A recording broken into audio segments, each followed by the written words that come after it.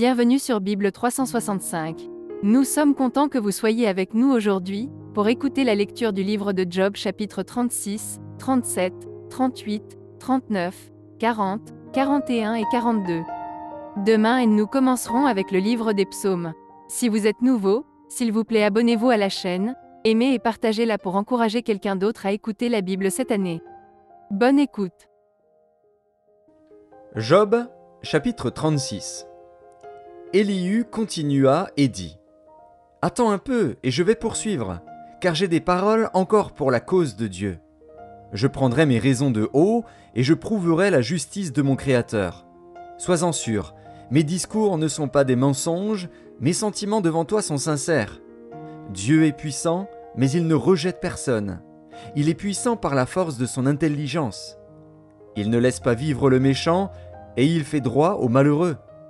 Il ne détourne pas les yeux de dessus les justes. Il les place sur le trône avec les rois.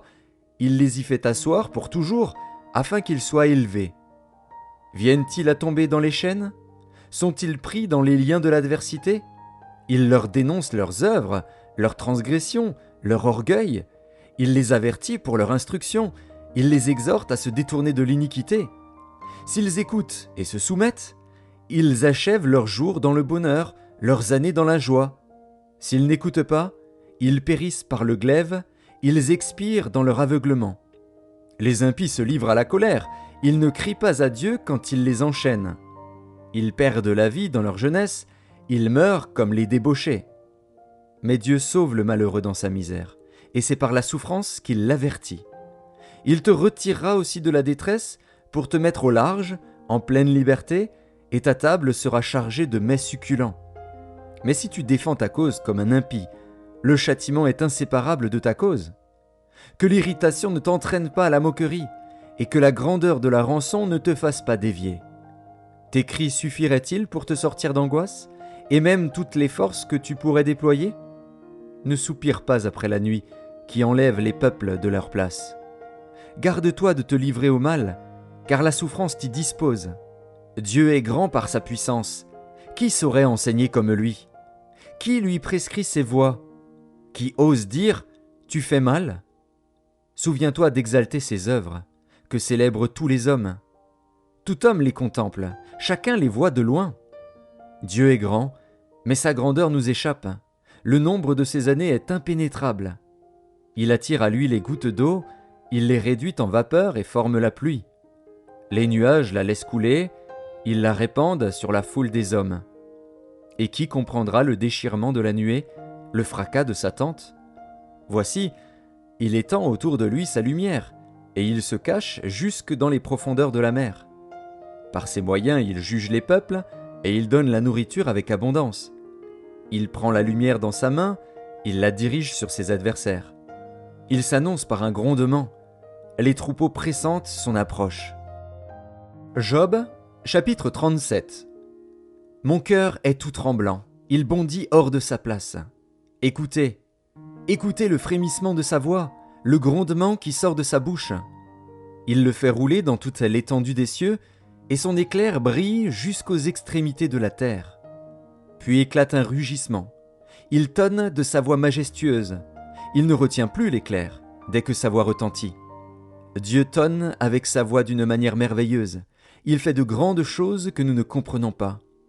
Il dit à la neige « Tombe sur la terre ». Il le dit à la pluie, même aux plus fortes pluies. Il met un sceau sur la main de tous les hommes, afin que tous se reconnaissent comme ses créatures. L'animal sauvage se retire dans une caverne et se couche dans sa tanière. L'ouragan vient du midi, et le froid des vents du nord. Par son souffle, Dieu produit la glace. Il réduit l'espace où se répandaient les eaux.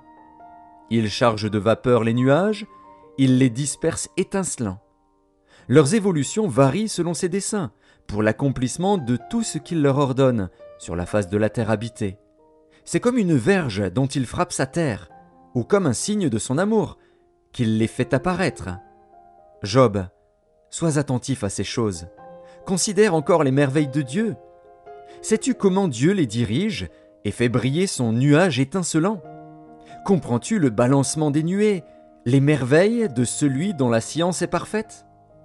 Sais-tu pourquoi tes vêtements sont chauds quand la terre se repose par le vent du midi? Peux-tu, comme lui, étendre les cieux, aussi solides qu'un miroir de fonte? Fais-nous connaître ce que nous devons lui dire. Nous sommes trop ignorants pour nous adresser à lui. Lui annoncera-t-on que je parlerai? Mais quel est l'homme qui désire sa perte?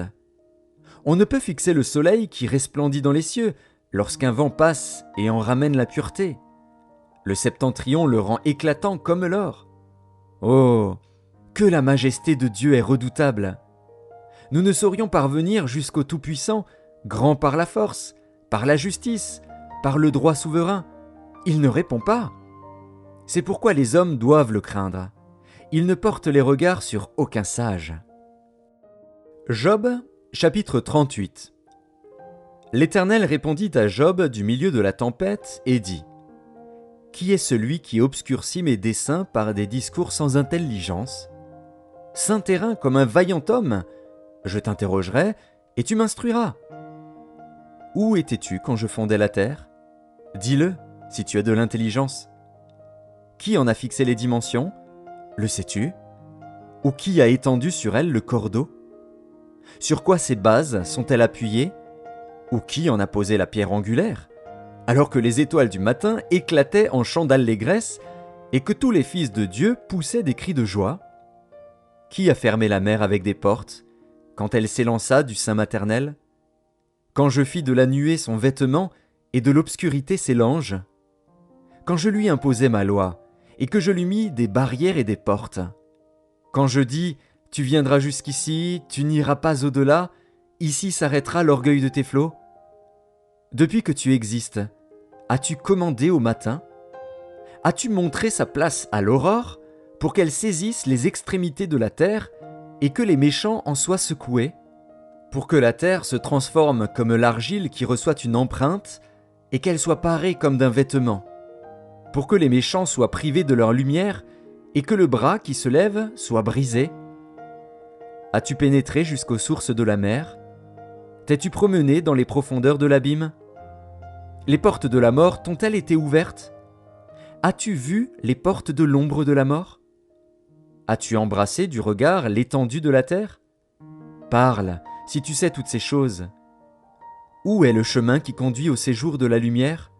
Et les ténèbres, où ont-elles leur demeure? Peux-tu les saisir à leurs limites et connaître les sentiers de leur habitation? Tu le sais, car alors tu étais né, et le nombre de tes jours est grand. Es-tu parvenu jusqu'aux amas de neige?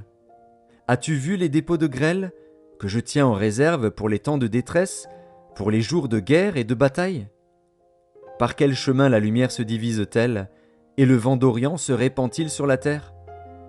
Qui a ouvert un passage à la pluie, et tracé la route de l'éclair et du tonnerre, pour que la pluie tombe sur une terre sans habitants, sur un désert où il n'y a point d'homme?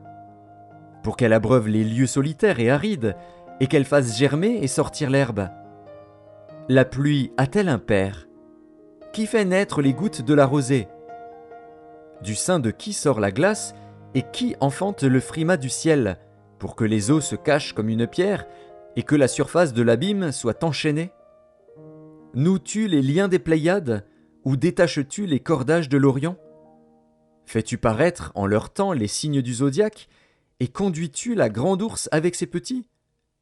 Connais-tu les lois du ciel? Règles-tu son pouvoir sur la terre? Élèves-tu la voix jusqu'aux nuées, pour appeler à toi des torrents d'eau? Lances-tu les éclairs? Partent-ils?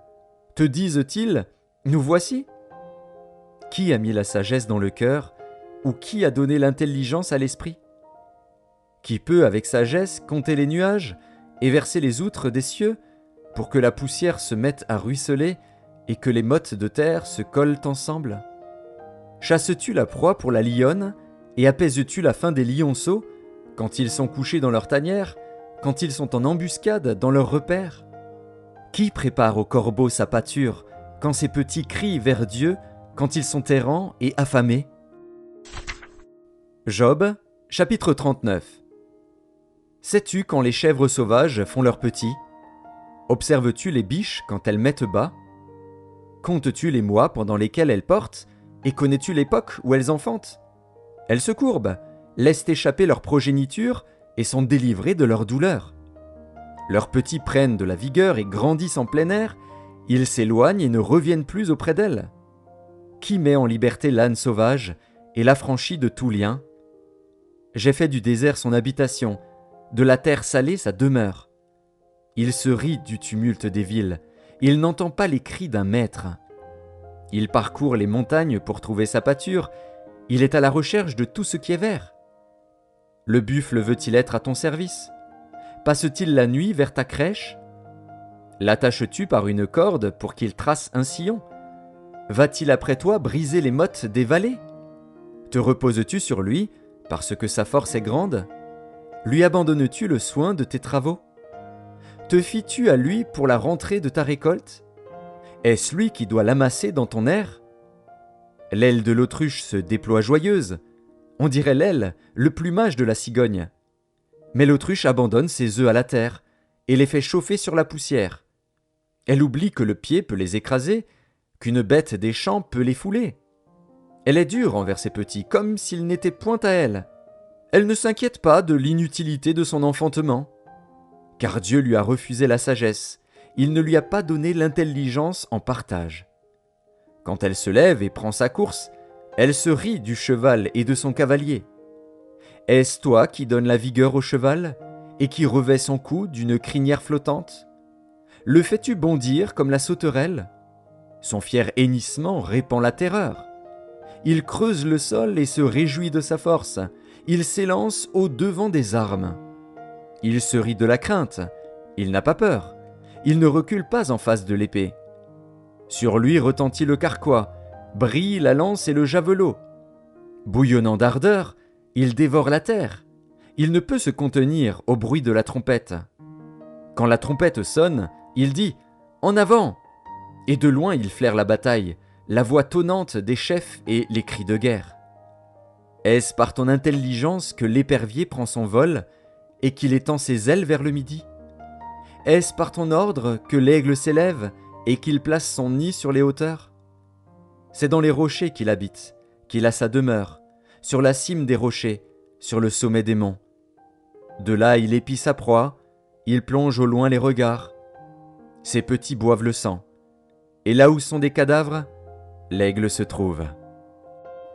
Job, chapitre 40. L'Éternel, s'adressant à Job, dit: Celui qui dispute contre le Tout-Puissant est-il convaincu? Celui qui conteste avec Dieu a-t-il une réplique à faire? Job répondit à l'Éternel et dit: Voici, je suis trop peu de choses. Que te répliquerai-je? Je mets la main sur ma bouche. J'ai parlé une fois, je ne répondrai plus. 2 fois, je n'ajouterai rien. L'Éternel répondit à Job du milieu de la tempête et dit: Saint terrain comme un vaillant homme. Je t'interrogerai, et tu m'instruiras. Anéantiras-tu jusqu'à ma justice? Me condamneras-tu pour te donner droit? As-tu un bras comme celui de Dieu, une voix tonnante comme la sienne? Orne-toi de magnificence et de grandeur, revêt-toi de splendeur et de gloire. Répands les flots de ta colère, et d'un regard abaisse les hautains. D'un regard humilie les hautains, écrase sur place les méchants. Cache-les tous ensemble dans la poussière, enferme leur front dans les ténèbres. Alors je rends hommage à la puissance de ta droite. Voici l'hippopotame à qui j'ai donné la vie comme à toi. Il mange de l'herbe comme le bœuf. Le voici. Sa force est dans ses reins et sa vigueur dans les muscles de son ventre. Il plie sa queue aussi ferme qu'un cèdre, les nerfs de ses cuisses sont entrelacés. Ses os sont des tubes d'airain, ses membres sont comme des barres de fer. Il est la première des œuvres de Dieu. Celui qui l'a fait l'a pourvu d'un glaive. Il trouve sa pâture dans les montagnes où se jouent toutes les bêtes des champs. Il se couche sous les lotus, au milieu des roseaux et des marécages. Les lotus le couvrent de leur ombre, les saules du torrent l'environnent. Que le fleuve vienne à déborder, il ne s'enfuit pas. Que le Jourdain se précipite dans sa gueule, il reste calme. Est-ce à force ouverte qu'on pourra le saisir? Est-ce au moyen de filets qu'on lui percera le nez? Job, chapitre 41. Prendras-tu le crocodile à l'hameçon? Saisiras-tu sa langue avec une corde? Mettras-tu un jonc dans ses narines? Lui perceras-tu la mâchoire avec un crochet? Te pressera-t-il de supplications? Te parlera-t-il d'une voix douce? Fera-t-il une alliance avec toi pour devenir à toujours ton esclave?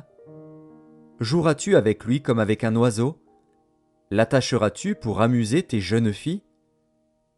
Les pêcheurs en trafiquent-ils? Le partagent-ils entre les marchands? Couvriras-tu sa peau de dard et sa tête de harpon? Dresse ta main contre lui, et tu ne t'aviseras plus de l'attaquer. Voici, on est trompé dans son attente. À son seul aspect, n'est-on pas terrassé? Nul n'est assez hardi pour l'exciter. Qui donc me résisterait en face? De qui suis-je le débiteur? Je le payerai. Sous le ciel, tout m'appartient. Je veux encore parler de ses membres, et de sa force, et de la beauté de sa structure. Qui soulèvera son vêtement? Qui pénétrera entre ses mâchoires? Qui ouvrira les portes de sa gueule? Autour de ses dents habite la terreur. Ses magnifiques et puissants boucliers sont unis ensemble comme par un sceau. Ils se serrent l'un contre l'autre, et l'air ne passerait pas entre eux. Ce sont des frères qui s'embrassent, se saisissent, demeurent inséparables. Ses éternuements font briller la lumière. Ses yeux sont comme les paupières de l'aurore. Des flammes jaillissent de sa bouche, des étincelles de feu s'en échappent. Une fumée sort de ses narines, comme d'un vase qui bout, d'une chaudière ardente. Son souffle allume les charbons, sa gueule lance la flamme. La force a son cou pour demeure, et l'effroi bondit au-devant de lui. Ses parties charnues tiennent ensemble, fondues sur lui, inébranlables. Son cœur est dur comme la pierre, dur comme la meule inférieure. Quand il se lève, les plus vaillants ont peur, et l'épouvante les fait fuir. C'est en vain qu'on l'attaque avec l'épée. La lance, le javelot, la cuirasse ne servent à rien. Il regarde le fer comme de la paille, l'airain comme du bois pourri. La flèche ne le met pas en fuite. Les pierres de la fronde sont pour lui du chaume. Il ne voit dans la massue qu'un brin de paille. Il rit au sifflement des dards. Sous son ventre sont des pointes aiguës. On dirait une herse qui l'étend sur le limon. Il fait bouillir le fond de la mer comme une chaudière. Il l'agite comme un vase rempli de parfums. Il laisse après lui un sentier lumineux. L'abîme prend la chevelure d'un vieillard. Sur la terre, nul n'est son maître. Il a été créé pour ne rien craindre. Il regarde avec dédain tout ce qui est élevé. Il est le roi des plus fiers animaux. Job, chapitre 42. Job répondit à l'Éternel et dit : Je reconnais que tu peux tout, et que rien ne s'oppose à tes pensées. Quel est celui qui a la folie d'obscurcir mes desseins? Oui, j'ai parlé, sans les comprendre, de merveilles qui me dépassent et que je ne conçois pas. Écoute-moi, et je parlerai. Je t'interrogerai, et tu m'instruiras. Mon oreille avait entendu parler de toi, mais maintenant, mon œil t'a vu. C'est pourquoi je me condamne, et je me repens sur la poussière et sur la cendre. Après que l'Éternel eut adressé ces paroles à Job, il dit à Éliphaz de Théman : Ma colère est enflammée contre toi et contre tes deux amis, parce que vous n'avez pas parlé de moi avec droiture comme l'a fait mon serviteur Job. Prenez maintenant 7 taureaux et 7 béliers, allez auprès de mon serviteur Job, et offrez pour vous un holocauste. Job, mon serviteur, priera pour vous, et c'est par égard pour lui seul que je ne vous traiterai pas selon votre folie, car vous n'avez pas parlé de moi avec droiture, comme l'a fait mon serviteur Job. Éliphaz de Théman, Bildad de Shuar et Tsophar de Nahama allèrent et firent comme l'Éternel leur avait dit. Et l'Éternel eut égard à la prière de Job. L'Éternel rétablit Job dans son premier état, quand Job eut prié pour ses amis, et l'Éternel lui accorda le double de tout ce qu'il avait possédé. Les frères, les sœurs et les anciens amis de Job vinrent tous le visiter, et ils mangèrent avec lui dans sa maison. Ils le plaignirent et le consolèrent de tous les malheurs que l'Éternel avait fait venir sur lui, et chacun lui donna un quesita et un anneau d'or. Pendant ces dernières années, Job reçut de l'Éternel plus de bénédictions qu'il n'en avait reçues dans les premières. Il posséda 14 000 brebis, 6 000 chameaux, 1 000 paires de bœufs et 1 000 ânesses. Il eut 7 fils et 3 filles. Il donna à la première le nom de Jémima, à la seconde celui de Ketsia, et à la troisième celui de Kéren-Hapuk. Il n'y avait pas dans tout le pays d'aussi belles femmes que les filles de Job. Leur père leur accorda une part d'héritage parmi leurs frères. Job vécut après cela 140 ans, et il vit ses fils et les fils de ses fils jusqu'à la 4e génération. Et Job mourut, âgé et rassasié de jours.